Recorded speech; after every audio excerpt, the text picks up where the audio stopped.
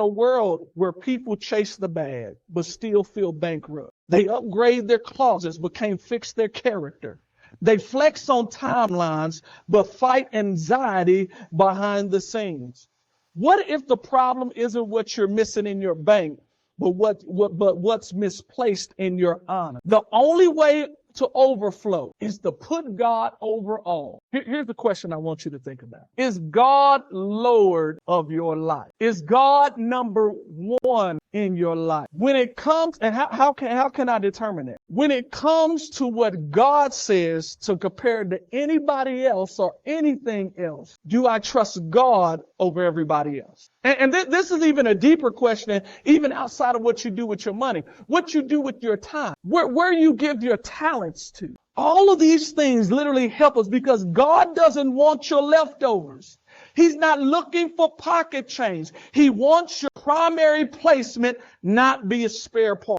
Here's the interesting thing. In Malachi 1, 7 and 8, he says this. He says, he's talking to his people. He says, you have sown contentment by offering defiled sacrifices on my altar. Then you ask, how have we defiled the sacrifices? You defiled them by saying the altar of the Lord deserves no respect. When you give blind animals as sacrifice, isn't that wrong? And isn't it wrong to offer animals that are crippled and diseased? Try giving gifts like that to your governor and see how pleased he is, says the Lord of heaven's army. This is what he's saying.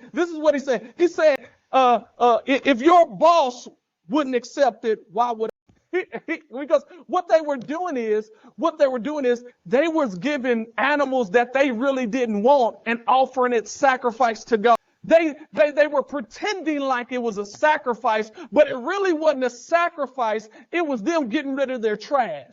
And so they brought what they didn't want to God, trying to offer it up as a sacrifice. And because God knows our heart and God knows things even before we do them, he's like, that ain't your best. That's your trash. How can you give me the God that you say you love, that you want to honor, but you give me what you won't even give your